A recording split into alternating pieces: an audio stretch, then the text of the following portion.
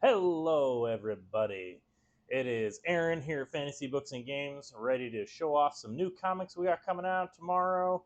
I might be joined by one of my fellow coworkers in a little bit. Hard to say. We're kind of playing this one by ear. Hello, everybody. Oh my goodness! Look at all right away. This chat is on fire. That's crazy. Well, that's good because I'm all by myself right now. So you're gonna have to listen to me talk a whole lot. But it's kind of a weird release week. There's like couple of new things. I think I've said like the last couple of weeks were really huge. There's like just kind of some of that normal stuff that's in my poll that I don't like to dwell on too much. But there's a few choice things that are worth showing off. First, Susie will hopefully be joining us. Fingers crossed. Shortly. Well, I say shortly. It might be like 30 minutes. So we'll see. I might just blast through everything I have in the poll, but she's got to show up at some point because we have a special book that we're going to talk about together. So we'll just go right into it.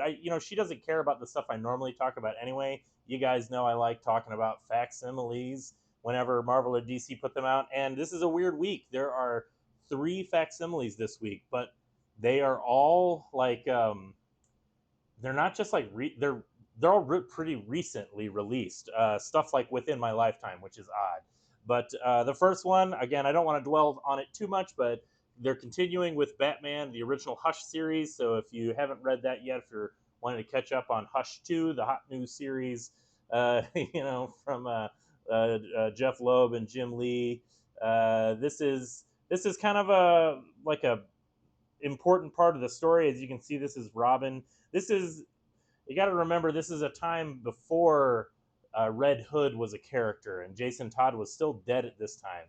So the fact that at this point in the story you have Jason Todd show up and he's fighting with Batman, it's kind of a big deal that they brought back Jason Todd. Spoiler alert, it's a little up in the air. The continuity gets a little confusing.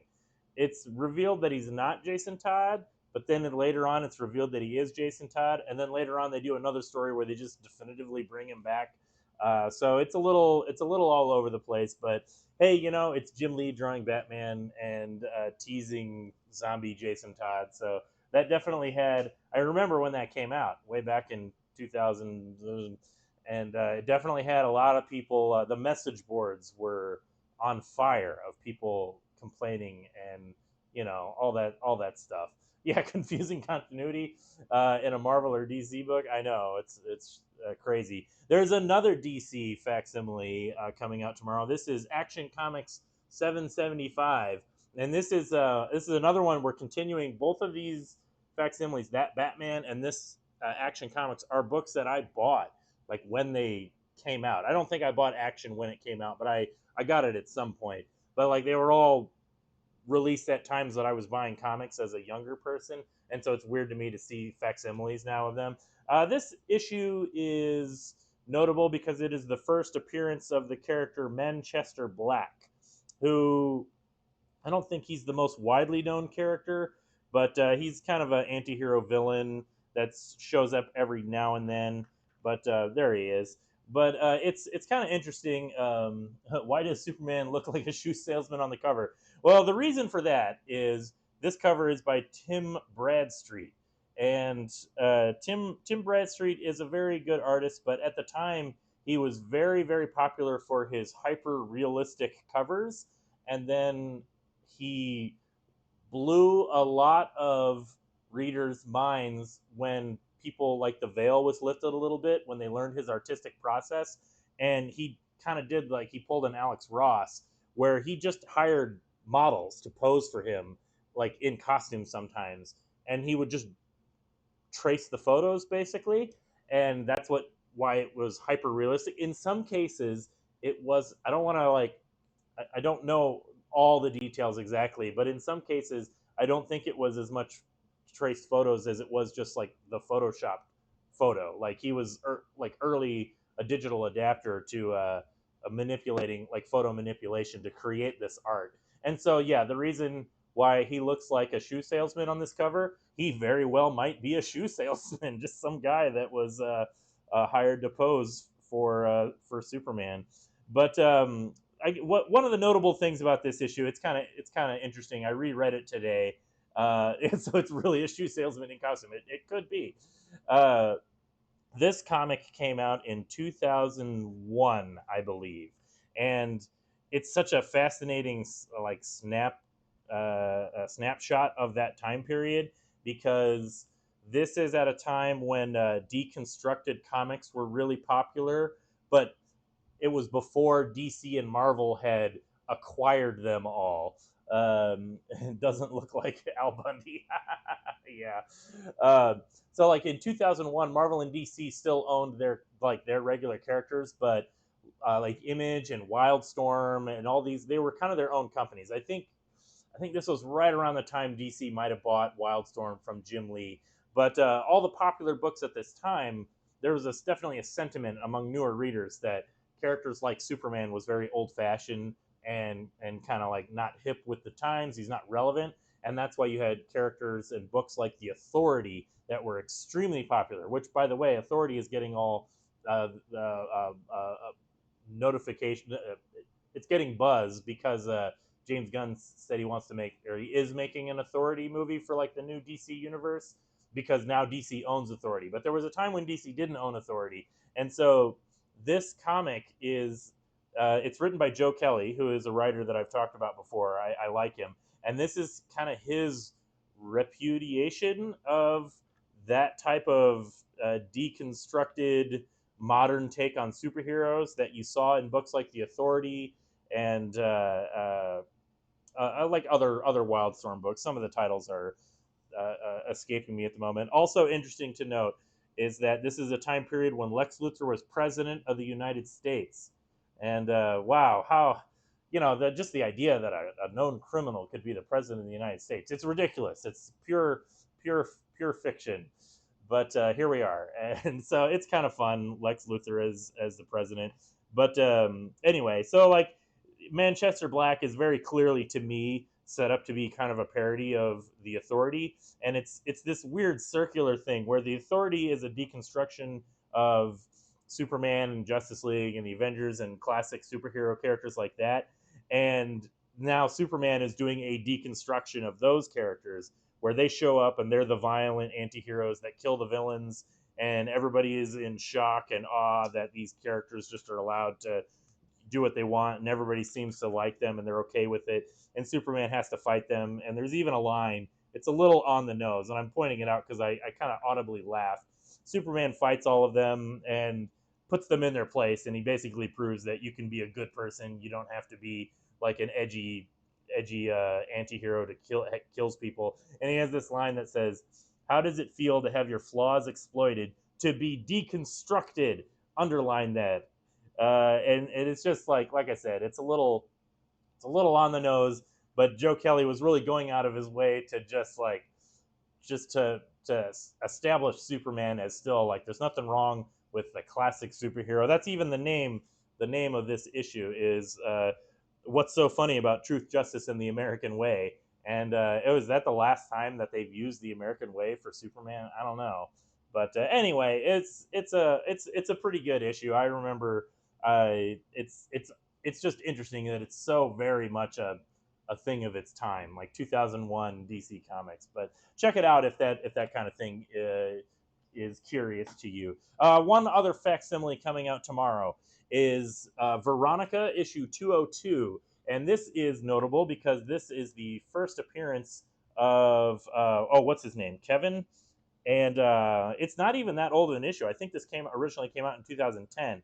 This is notable that it is the first openly gay character to appear in Archie, and there's a lot of it is June, so there's a lot of Pride comics that are coming out, and I didn't get a chance to flip through many of them. I usually like to flip through the DC Pride just to kind of see what's going on. But there is this issue that they're putting out for Pride Month, the first appearance of Kevin.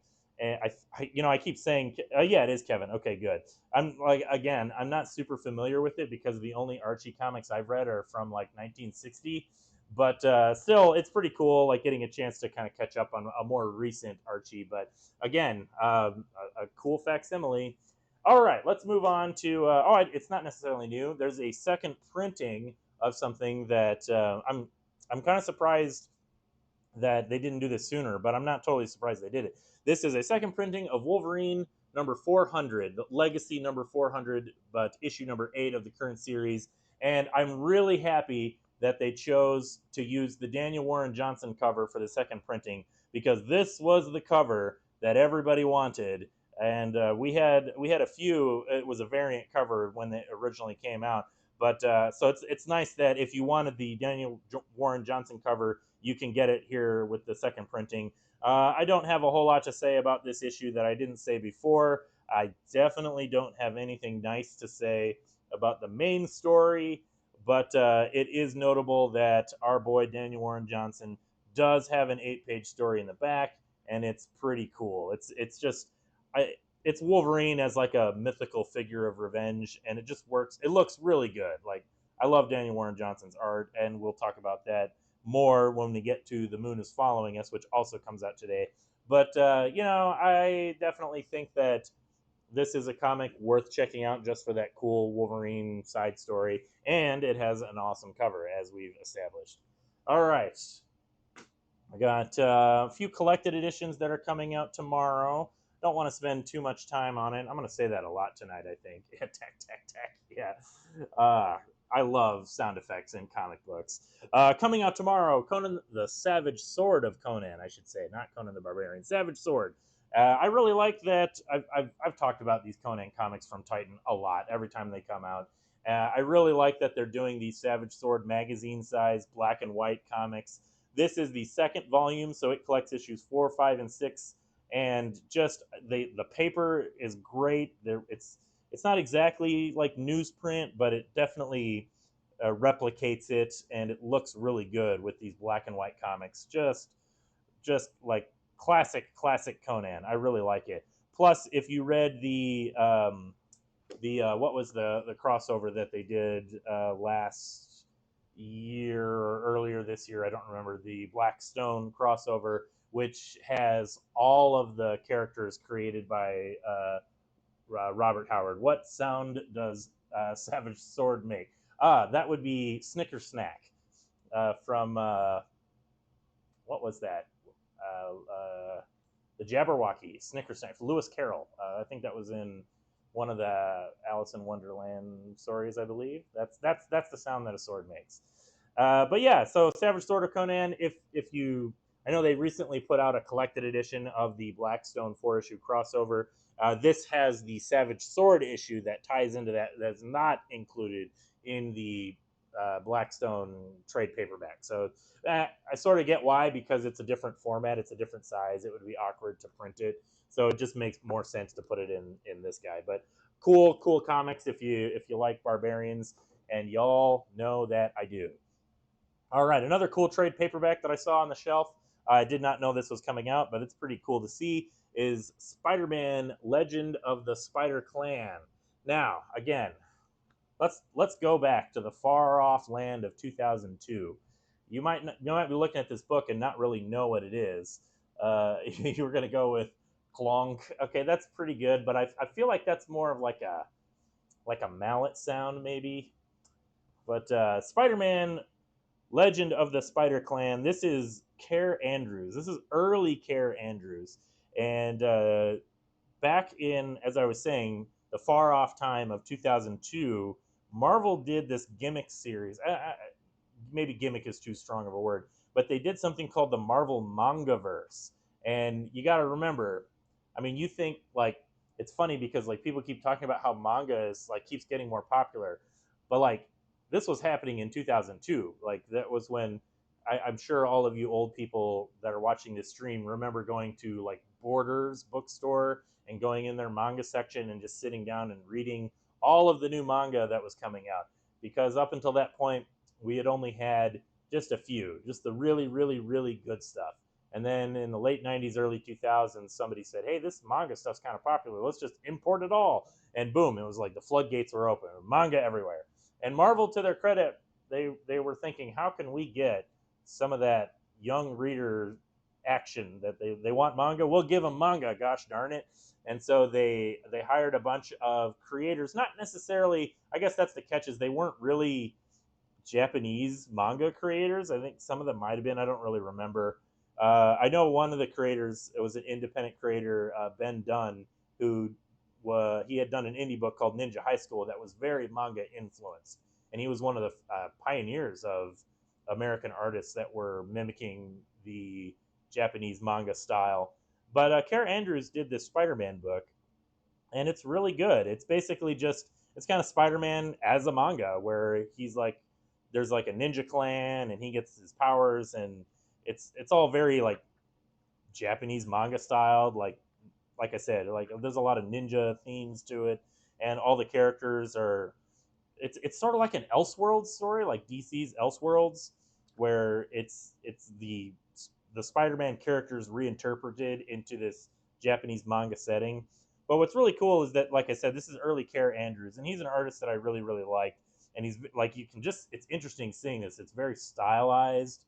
The most Western manga there was by Courtney Love, Princess AI. Excuse me. I don't know that one, but it's. I just wanted to point out, like, I really like Care. I like this Daredevil here. I really like Care Andrews' art, but man, he is still killing it at Marvel, doing all kinds of stuff. But it's kind of crazy to see how far he's gone. Was that Kingpin as a sumo wrestler? Yes, I believe it was. The page was back here somewhere, but yeah, exactly. It was like Kingpin as a sumo wrestler, and but like just talking about the difference in Care Andrews' art, like he's been killing it now at Marvel, and he's been doing a lot of these his art style that he's been working in. You can kind of see a little bit of his exaggerated proportions and the Japanese influence, but also he's incorporated this crazy over the top almost image 90s extreme style into his artwork, and I mean I absolutely love it. But yeah, it's just it's crazy seeing the difference in what 20 22 23 years, like just like the stuff that he's doing. It's pretty wild. So I this is the Spider-Man Wolverine comic that came out 1 or 2 weeks ago. I think we talked about it on the stream. But yeah, if I have not read this book in 20 years, but I remember really, really liking it. So I'm probably gonna. I probably won't read this, but I'll probably pull out all of my old issues and maybe give them a reread, because like seeing this was like a blast from the past. Just seeing this, but yeah, it's. I remember it being really neat. So take that for what it's worth. Also coming out tomorrow. Speaking of ninjas and the westernification of Japanese culture, we have the Teenage Mutant Ninja Turtles crossing over with Naruto. And I don't really have anything to say about this. I have not read it, and I'm not going to pretend to. I'm just pointing out that it is out because I know a lot of people, mostly our younger customers, are very excited for it, and they think it's just the bee's knees. And gosh darn it, it does look cool. I got to give them. I was never really Naruto was not my thing. I think I was like I'd grown out of it by the time Naruto came around. But yeah, look at that. Look at all them Narutos, and I mean, it's like a perfect match. Ninjas and turtles and Narutos. So there you go, Ninja Turtles and Naruto. That's issue 4, by the way. I guess I'm sure you already knew that. What else is coming out tomorrow? There's a few things in my poll I don't want to spend too much time on, but Absolute Superman #8 comes out tomorrow. I've been enjoying this one. I was talking to a friend the other day, and he's kind of he had an interesting criticism. I don't know how many of you have been following Absolute Superman. I think it's been pretty solid. I really liked the last issue that had Brainiac in it. And I was thinking about that today, mixed with my friend's criticisms, because one of his criticisms is that it's a Superman book, but it sort of feels like it's more like a DC Universe book and not a Superman book. And I kind of get what he's saying, because all the supporting cast, like Lois is sort of there and Jimmy is sort of there, but like all the villains is like Ra's al Ghul from Batman, and the Peacemakers, from Peacemaker, and there's talk about the Omega Men, which is their own thing. They're talking about kind of fourth world stuff. They talk about boom tubes, and I do sort of see, like, it just feels like it's not very Superman focused. Like Lex Luthor isn't in it as far as I can tell so far. And maybe that's going to be a thing. Like, I'm sure Jason Aaron's a smart writer, so I'm sure he's building up to some kind of big reveal with Lex Luthor.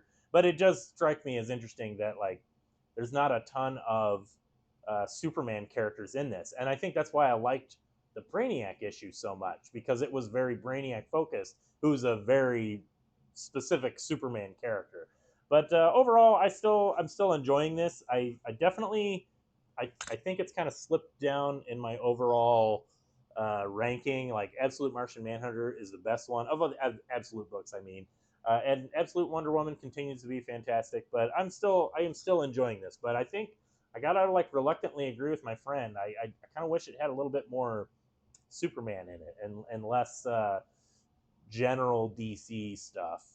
But yeah, the Absolute books, they've been going really strong. I know everybody really likes them, and to their credit, I'm so happy that they've brought in a lot of new readers, like a lot of people that are just excited about comics. And I tell you what, so it like I'm not saying comics need it, but so you go through phases where you really need something that's like a kick in the pants or a shot in the arm, and it's just nice that people are excited about comics again. And the Absolute books are definitely doing that.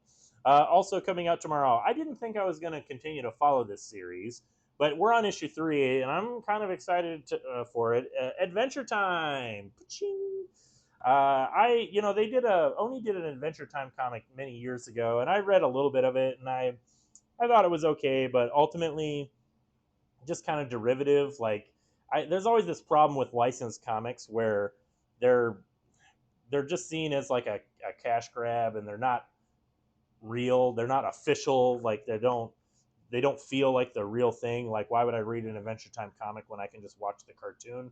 But it's interesting because the cartoon hasn't been on the air for several years now, and this comic is pretty solid. Like, reading it feels like you're watching an episode of Adventure Time. And maybe it's just because I haven't been watching Adventure Time that now I kind of like miss it, and I can get my fix through this comic.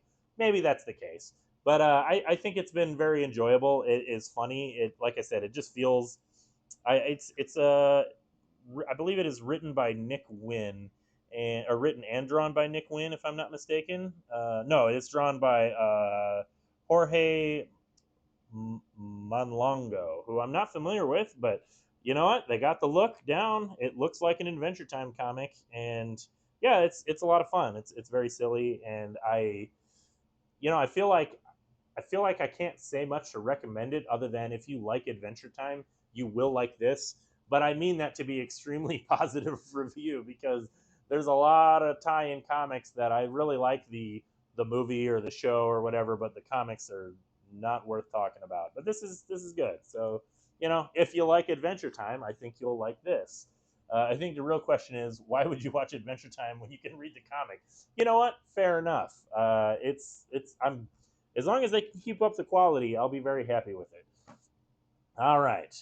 This is probably the one book in my poll that I was most excited to read today, and I know it's the book that you're all excited for. The Moon is Following Us, number 10. This is the final issue.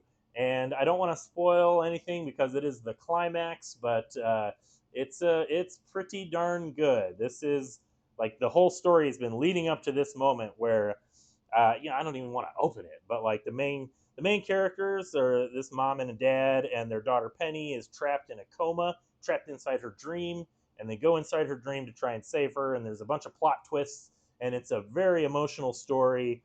There's a lot of like, I think what's really good about it is there's a lot of stuff that, I mean, I guess you could maybe use the term heavy-handed. Like, it is very it's very heavily emotional, and but there's a lot of stuff. I think they do, creators Daniel Warren Johnson and Riley Rossimo. They do a good job of letting the metaphor for what the story is kind of tell itself. Like, there's a few lines that spell out exactly what is happening, but for the most part, it's just kind of about loss and learning to I don't even want to say it too much, but just like coping with loss and also coming to terms with your own problems that you did not realize were the source of other people's problems, if that makes any sense, which I don't know if it does. But yeah, I'm sorry. I'm gonna put the camera on this comic, and you can gaze at this beautiful art. And I'm gonna take a drink of water. Excuse me. Look at that. Boom. That's a nice sound effect. But yeah, there's like kind of there's a little bit of a twist going on, a little bit of a it's good. I don't want to say if you haven't been reading it up until this point, definitely check out the trade. It's very Daniel Warren Johnson-y, which is heavy on the action, cool art, and a sentimental. I think that's the word I was thinking. It's not just emotional. It's very very sentimental. But yeah, good stuff. All right. I got a few other books coming out tomorrow. I guess excuse me, I'm doing all this talking by myself. Susie better get in here soon. One of the probably the more hotly anticipated books is Justice League versus Godzilla versus Kong 2. That's a mouthful. Man, Godzilla is like having a moment this year. He's all over the place. He's fighting the Marvel Universe and Hulk and Fantastic Four, and he's having a sequel with the Justice League. This is I never finished the previous Justice League Godzilla series, but I heard a lot of people really liked it. I think the notable thing about this book that's different from like the Marvel Godzilla books is that this one is specifically supposed to be in not necessarily continuity, but in the universe of the the MonsterVerse movies. So like the new Godzilla versus Kong films and stuff like that. This issue sees the Suicide Squad. They're getting called in to do something involving Godzilla, and spoiler alert: they turn King Shark into a kaiju. And I'm just gonna flip to that page. Just look at that, beautiful. Excuse me. Yeah, King Shark is a giant kaiju. So guess what? That brings out Godzilla as you might expect. Uh, I think I talked about this in the last one. I think Susie owes you a milkshake for that sore throat. It's just a trouble talking all the time. Just like you just wear it down. But I think my issue. I wasn't super enamored by the first Justice League Godzilla versus Kong, and I think a lot of it just suffered from my perspective of they're going for that like hyper realistic art because they want the characters to look like not just the actors but like they want they want them to look like a movie, so I there's not a lot of good shots of Godzilla without going to like a spoiler page, but like they want to, as you can see just from the cover, like they want Godzilla and Kong to look the way they look in the movie, and that always kind of I don't know. I just find that to be kind of boring. I like my art to be a little more stylized, but fun design for King Shark. Yeah, it is. I think they have some fun with it. Just turn him into a big weird monster, and he goes crazy, and But yeah, so I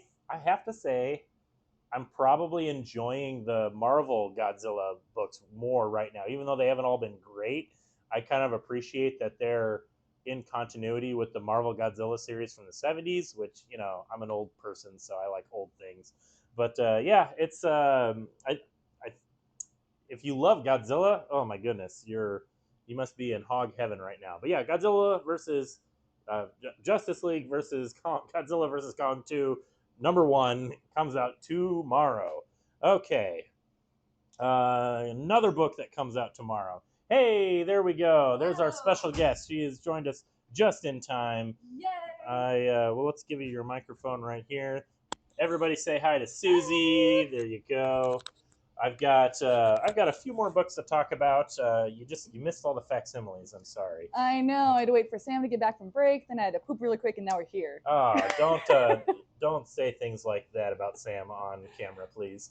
But yeah, so we're gonna save that book for last. So I'm gonna briefly go through some of these. I know you haven't you haven't even looked at these comics yet, so I know you're not going to have a lot to say. But No, but I can't wait for you to show us. oh, goody! Coming out tomorrow. This is another book that I don't know if anybody's interested in this or not. This is the new. We had a bunch of covers for this one. We so I did. was No, wondering Marvel- if it was like a big thing. Marvel's pushing it really hard because Interesting. it's I don't think it's an event though. It's just a new like prestige book. I guess I should just show you what I'm talking about. Imperial. This is written by Jonathan Hickman, art by Federico Vicentini, and I think it's just getting a lot of attention because it's Jonathan Hickman. I was about to and say that's some big names. he's Marvel's resident like popular guy, and this is his like because he did that what was that Magic series that he did last year? The Oh gosh. it had like Doctor Strange in it, and it was something I've already forgotten it. And this is him telling like an epic story with Marvel's cosmic continuity, like cosmic characters. Like as you can see on the cover right here, you have Nova's helmet, and you have a Planet Hulk version of the Hulk's. It was gods. It was just called Marvel Gods. That's Yes. right. Yeah. Thank you. I knew that off the top of my head. I didn't. You're have to very look it up. smart. You're Thank a very you. smart person. That's why we have you on the stream because you're just really knowledgeable of Really comic knowledgeable books. about Yeah. comics. But yeah, so I didn't read this whole thing. I'll totally admit I have a weird on again off again relationship with Jonathan Hickman where I think he's a smart guy, but I also think a lot of his books are kind of overwritten. And this issue, I'm flipping through it, and I feel like it's like there's action in it, but I also feel like it's really claustrophobic. Like there's just so many, like you have these like this is the action scene, and then you have the mysterious talking heads scenes, and there's just like a lot of like zoom in on people's faces Pretty close. as yeah. they, and it's just like really like it's a dense page, and you just have all this. Like again, like I know talking heads gets used a lot as like an insult, but it's not just that it's talking heads. It's like really all these like Super specific close close-ups that I was flipping through it. And I'm like, man, I just feel claustrophobic reading this. But yeah, there's the plot that I gathered from skimming it. Sure. Is that, a lot of these cosmic characters are brought together, and there's a murder, like regicide, has happened. One of the characters gets killed, and one of the characters, no, they kind of sort of figure out who it is. I don't want to spoil it, but then they're like, it leads to this. It's going to lead to a war, and so there's Interesting. like you have the Planet Hulk factions, you have like the Skrulls, you have the Shi'ar Empire, and they're all kind of gathered for some kind of peace talk or something. Huh. And then somebody gets assassinated, and then they're like, oh, war. Huh. So it's very. So it's like the plot to Civil War, Captain America. I kind of got that vibe a little bit. I also couldn't But on tell. like a cosmic scale. Right. I also couldn't tell, like exactly when in continuity this is supposed to be, or if Sure. it's just supposed to be its own thing. And that's kind of my problem with a lot of Marvel books right now is that the continuity is all over the place. Like, Yeah. so Is this going to be like a mini series? yeah, or- it's like a maxi series, I guess you would call it. I don't know how many issues it is, like 12 issues maybe. Okay. But yeah, it's like it's very weighty, I don't know. Like Yeah. it's this a lot of Hickman's books I think take themselves too seriously. But he's got his fans. I'm not necessarily one of them, except for when I do like them, which what did I like? That Wolverine Revenge series. That one. I yes. enjoyed that one. Art by Greg Capullo. It was in a weird twist, and all my criticisms against Hickman, it was underwritten. It was definitely him just being like, I'm just gonna let Capullo draw Wolverine killing people, Sure. and that's what I was there for, and they delivered. So good for them. But yeah, Imperial #1 comes out tomorrow. It's like I got a million covers. I didn't even grab any Like a of them. billion. But yeah, like Marvel's There's definitely. like a Peach Momoko one. Oh, yeah. There was a Scotty Young one, I want to Mhm, say. mhm. Yeah, it was across the board. Yeah, they're pushing it pretty hard. Another Marvel book that comes out tomorrow that I grabbed just because I had to. I think we've talked about a few of these before. You taled about. We did One of Nick them. Fury versus Fin Fang. Yeah. So this is another one And of. it didn't have the pants. It didn't. That's right. So This is another one of J. Michael Straczynski's odd team up books. This is Galactus versus Ghost Rider. And What was you the know other one? what? Was it Captain America and Volstagg? Yeah, Captain That America one I actually did Volstagg. like. Yeah, that's right. You talked about that one on the stream, I think. Yes. And there was another one like It was the Nick Rocket Fury. Oh yeah, Rocket Raccoon Raccoon and with Doctor Doctor Doom. Doom, which is the one you read, which was like it's kind of hit and miss It with was the comedy. yeah, like and spoiler alert, this Ghost Rider Galactus one is kind of the same for me, where I'm like, it's not terrible, but some of the comedy is like really weird. Huh. Like first of all, it's illustrated by Juan Ferreira, and it's beautiful looking. I That is actually think, gorgeous. yeah, I really like his art, and like this is specifically set in the late '70s. It says New York, late '70s, and so I like he just got that feel of like '70s New York. Oh, I sure, like that his grime. yeah, I like his version of the Thing, and then Ghost Rider shows up, and this is where I am gonna put on my nerd glasses Oh, no. and say, I hope somebody got fired for this blunder Oh, no. because it really bothers me. It shouldn't, but I'm a. Did Ghost Rider not belong in the 70s? No, Ghost Rider was very, very 70s. Ah. But in the 70s, he wasn't black biker with chains and spiky leather. Oh, In boy. the 70s, he was more like stuntman.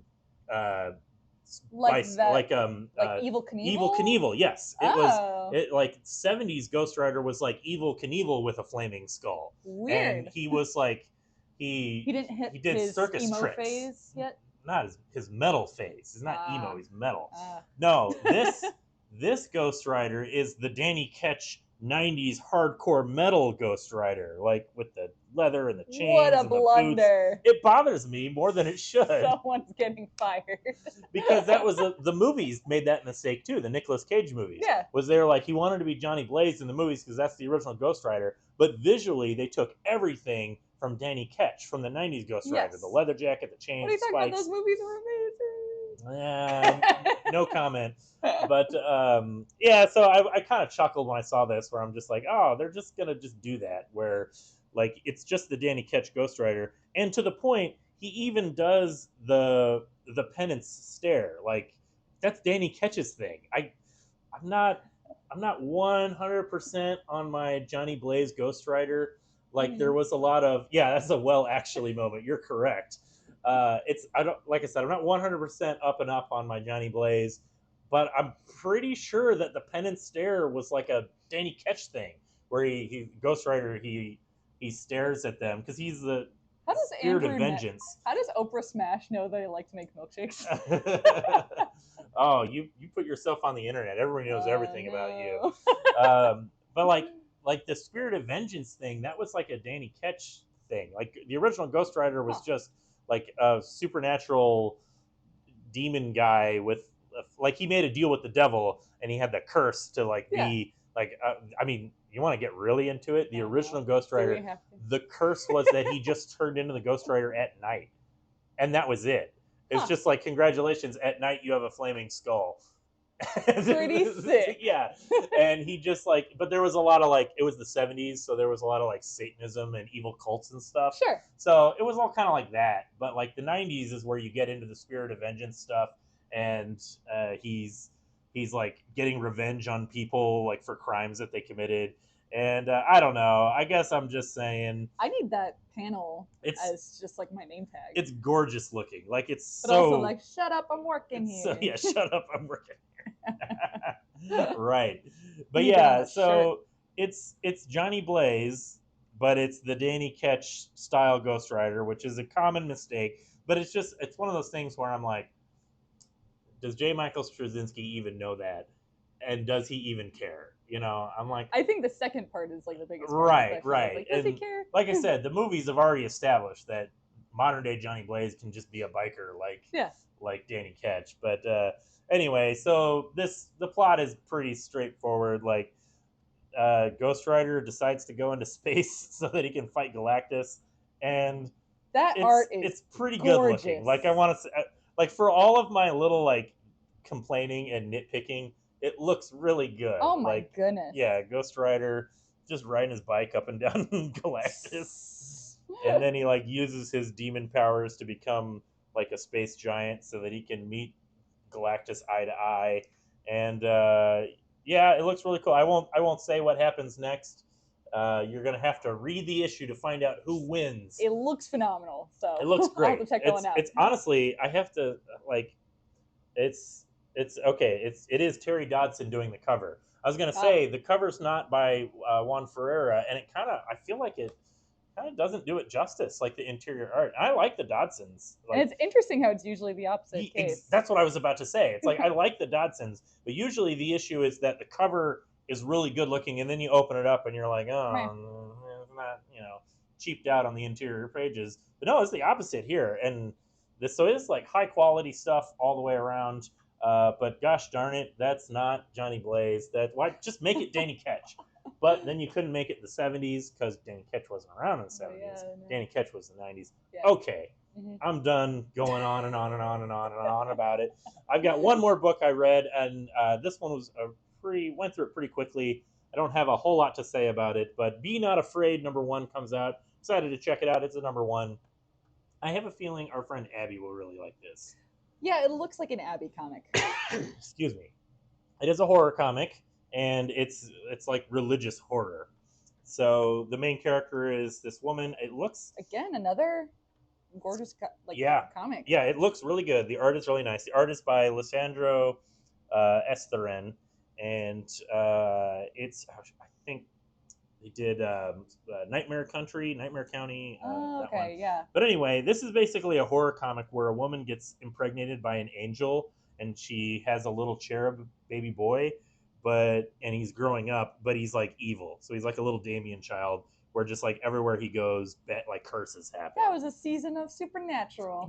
I was about to say this is basically like an episode of the Twilight Zone, where like the little kid has godlike powers, and everybody's afraid of him because the kid just gets his way and does whatever he wants. Sure. And if anybody disappoints him, they just like get sent into the cornfield or something. Children of the Corn, that's another. It's all kind of riffing on a lot of that, like evil children, and but this one he's growing up, and was it Rosemary's Baby? Rosemary's Baby. That was the one where she was pregnant with the demon baby, and right. It was like, was it like a story about abortion? Like, I think it was, because that was the whole that whole movie. They're like, you're impregnated by a demon baby, you got to kill it. Sure. I think so. It's been so long since I've seen that one. But yeah, it's a pretty. It reads pretty quickly. It's just kind of. It feels like it's a lot of just little character moments, just kind of introducing you to this town and how the main character, who's this son of an angel, is really a horrific monster. There's like no humanity in him, and this book does have that thing that I often complain about, it's like the hook, the pitch for the series is the final page, like I get a page reveal, where it's just like, this is like how you advertise it. If you read the description from the press release, they tell you what the final page is. And so that's just that kind of thing that bothers me, where it's like it's written to be a graphic novel, not an issue. Right. And so that's why I don't feel bad. They're like, this is going to be great in the trade. Right, exactly. So like basically this woman lives in terror because her son is an angel monster.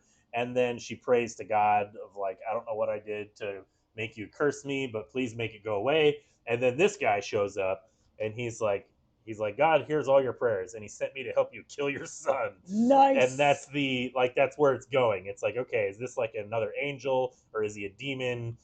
Who knows? But I thought it was a pretty good issue. Any hot takes on the Heavy Metal relaunch? Well, we talked about it a few weeks ago. We did get some new. I think we only got a couple of copies when it first came out. My biggest hot take is that I'm disappointed but not surprised that comic book stores got their copies of the book before a lot of the Kickstarter backers did. And that was like a little bit of a minor controversy. But, when you're dealing with the logistics of, I don't know how many sales they had, 100,000, and hitting deadlines, it's tough. And especially when you're, it's different when you're distributing to comic book stores, because you distribute, thousands of books to 300 stores. When you're distributing through Kickstarter, you're sending out 500 copies to 500 addresses, and that is Yes. That such a takes headache. a lot. It takes time to go through. So I know a lot of people are upset with that, but actually, I kind of took my time over the last couple of weeks reading through the first issue, and I thought it was pretty good. I didn't like every story in it, but that's kind of normal for like an anthology series. But as far as anthology series go, it definitely gave me that old school heavy metal vibe, which I really liked. There was a few stories that I think maybe leaned a little too heavy on like nostalgia of saying, remember the movie? Remember the heavy metal movie? Do you Yeah. remember the Lochnar? Do you remember the Corvette in space with the astronaut driving it? Uh, those less interesting, but there was some other comics that were just cool European comics that just felt like they would have been at home in any classic issue of heavy metal. So I enjoyed it a lot. Looking forward to the second Yeah. issue. Disappointed but not surprised. I get to hear that lots of times. Right, I know. Who All are you, right. my mom? Well, we got one final book to talk about. This is the one I promised on Facebook that we would Yes. talk about: how comics are made. So this one was pretty interesting. I didn't get to like peruse it too much, Let's put it on the camera. but it looks really good. So I kind of like, oh, come on, camera, get in focus. There we go. How comics are There it made. is. Now, right off the bat, looking at this cover, I see some panels from my all-time favorite comic strip of all time, for all time, Calvin and Hobbes. And when you look at this cover, you realize, oh, okay, it's a visual history from the drawing board to the printed page. And when I pulled it off the shelf, I think you made a catty comment that we're going to talk about it and see how Yeah. authentic it is, because not to like brag or nothing, but Susie and I both make comics. She's a published comic book artist right here, and as anybody watching the stream already knows, you've all got your Rick and Morty comics signed. Yeah. But I've also dipped my toe into making comics, so I'm not saying we have some pretty good insight. I got some insights. Like I'm not saying we're like experts or anything, Sure. but between the two of us, I think we know how the sausage is made. So we were going to be really big snobs and like, well, let's see if this has all the real information. And I guess the good news is it's not that kind of a book, and it was actually much more interesting, which I'm really glad. It's really more of a history of the creation of comic book strips in America. Yeah. So it goes back to the early times. It's funny because like this book is essentially like the syllabus of like one of my comic history classes, like way back at SCAD. But it's written by Glenn Fleischman, who is he's like a novelist and he's a journalist towards like comics history and everything.